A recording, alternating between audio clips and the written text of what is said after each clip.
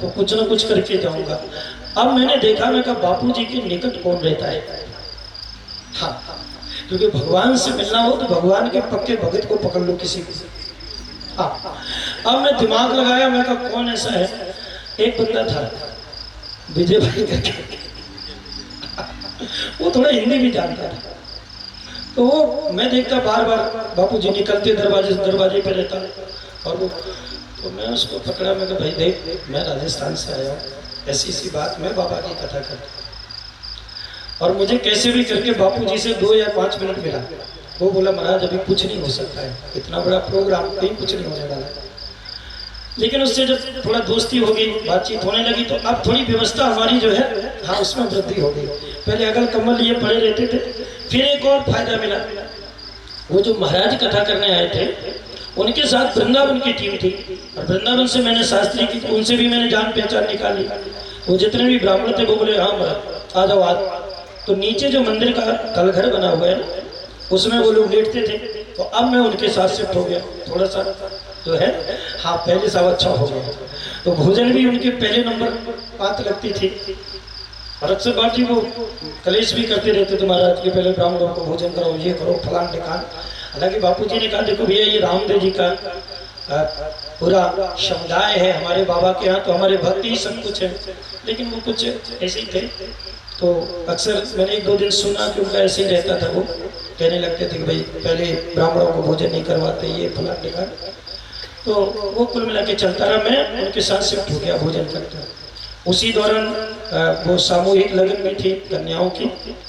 तो अब जब मेरा कुछ नहीं हुआ, बापूजी से बात हो नहीं पाई, अब हमने कहा कथा सुन रहे हैं, लेकिन जिस काम के लिए आए थे वो काम तो हुआ नहीं। कम से कम जाने से पहले इतना तो हो ही जाता कि कोई जान तो जाता कि मैं आया। मैं कहा कोई नहीं जान रहा, लेकिन एक है जिसके सहारे हम आए हैं। तो मंदिर में मैं बैठता था, क्योंकि इतना सुंदर मंदिर मैंने सच बता रहा हूँ पहले कभी नहीं देखा था।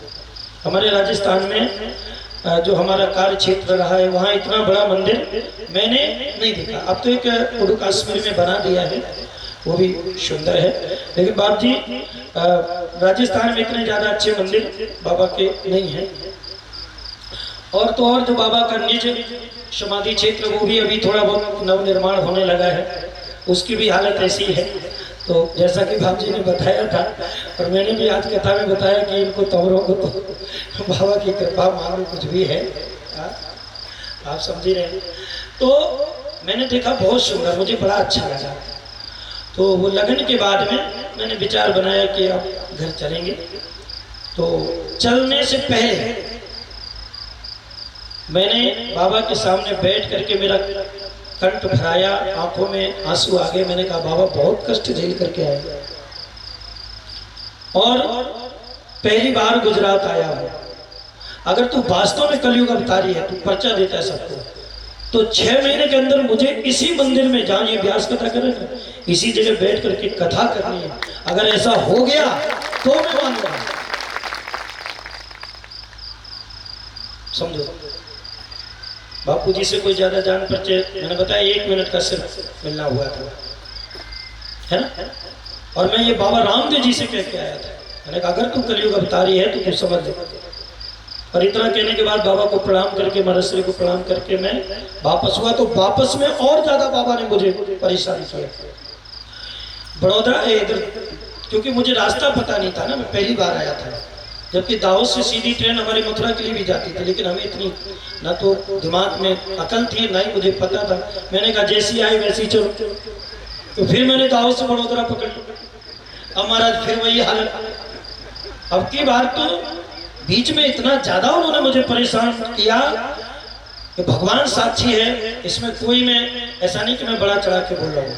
रामदेव जी महाराज साक्षी है, मैं तो उन्हीं को सब कुछ मानता हूँ। बीच में एक बार इतना ज्यादा मैं परेशान हो गया कि लगा कि एक बार ट्रेन से कूद जाऊं उनके चक्कर में। हाँ, इतना ज्यादा उन लोगों ने मुझे परेशान कर दिया, लेकिन जैसे तैसे मैं पहुंच गया और मैं इस चीज को भूल गया। तो कह तो दिया था बाबा से आवेश में आके, लेकिन मुझे लगा कि मुश्किल है। हाँ, क्योंकि एक तो गुजरात का क्षेत्र, फिर मैं हिंदी बोलने वाला, दूसरा कोई वहाँ पे जानकारी नहीं, कुछ नहीं, और बापूजी जो मुख्य हैं उनसे तो कुछ हो ही नहीं पाया। लेकिन मैं चलते टाइम उसको, विजय को मैं नंबर दे के आया। मैं कहा देख यार कुछ तो करना, मैं जब ये प्रोग्राम शांत हो जाए तो बापूजी जब फ्री हो ना तो एक बार कुछ कहना मेरे लिए यार, ये नंबर है और ना हो सके तो एक बार बात तो करवाई देना तू। बोला हाँ मैं इतना कर दूंगा। तो मैं चला गया, मैं इस बात को भूल गया, लेकिन रामदेव जी नहीं भूलते, भगवान भक्त की बात को नहीं भूलते, मैं बिल्कुल भूल गया।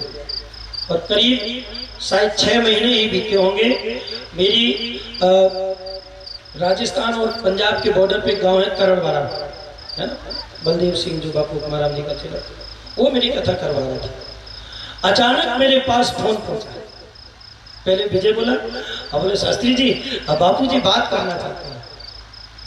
आज बाबा रामदेव जी साक्षी हैं, ये रात्रि का समय है। मुझे इतनी प्रसन्नता हुई, इतनी प्रसन्नता हुई कि मुझे स्वयं रामदेव जी ने बुला दिया और वहां साउंड वगैरह बज रहा तो मैं दूर जाकर के हाँ पहुंचा।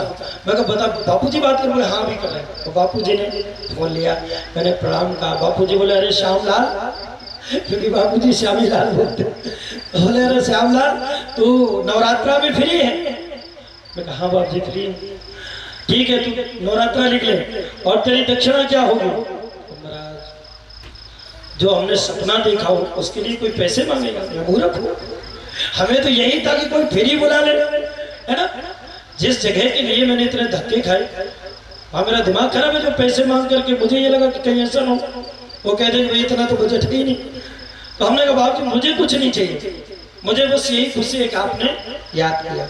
बाप जी बोले लिख ले, तो मैंने वो लिख लिया। अच्छा एक हमसे फिर मिस्टेक हो गई, तो पहली बार बापूजी से बात की तो डर तो अभी भी मुझे बहुत लगता है। हाँ, और जब से कथा बुक हुई शायद मैंने बापूजी को फोन नहीं लगाया होगा, हालांकि बापूजी कुछ भी सोचते हो, लेकिन मैं वास्तव में बहुत डरता, मेरी हिम्मत नहीं पड़ती साधारण बात करने की। हाँ राजी खुशी भी नहीं करती होती, तो पता नहीं क्या मुंह से निकल जाए, बापूजी क्या कहने लगे, अपन को जल्दी से जवाब ही नहीं आता है। तो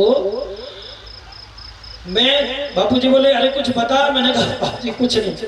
और मैंने खुशी खुशी में, बापूजी ने नवरात्रा बोला, मैंने नवरात्रा माता वाला समझ लिया, क्योंकि भादवे के बाद वो नवरात्रा, अब वो मेरे दिमाग में नहीं चढ़ा। मैंने माता वाले नवरात्रा के सब टिकट करवा लिए और मस्त सबको निमंत्रण दिया अपन को गुजरात कथा करने।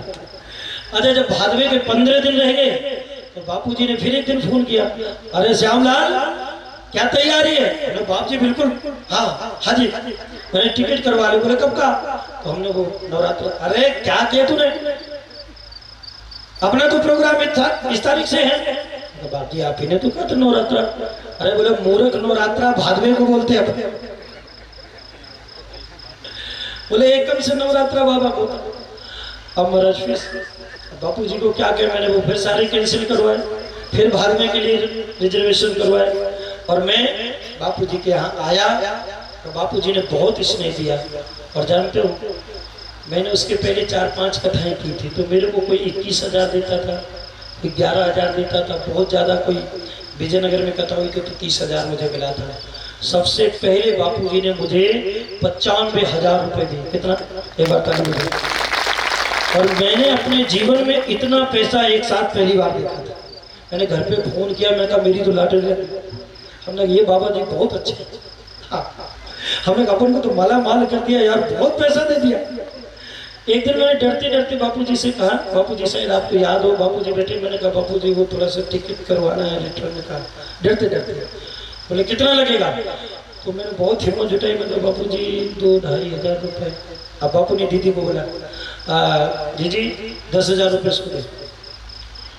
और बताओ 2,000 मांगे तो 10,000 मिल गए, अब भरी तो लग गई।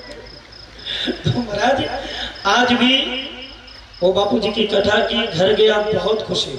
मैंने जाती सबसे पहले हैंड पाइप लगवाया हाँ होटल का, उस पर डेट लिखी हुई है, उस पर इस तारीख को मैं कथा करके आया, इस तारीख इस कथा के कारण मैंने ये नल लगवाया।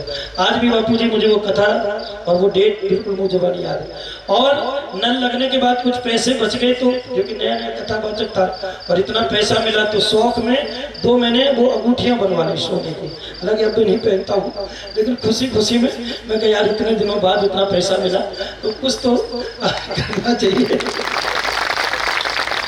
तो महाराज ये होती है संतों की कृपा, है ना। मैंने कुछ नहीं बापू जी से मांगा था, बिना मांगे उन्होंने इतना दे दिया था कि मेरे लिए वो बहुत था। मैंने पहले इतना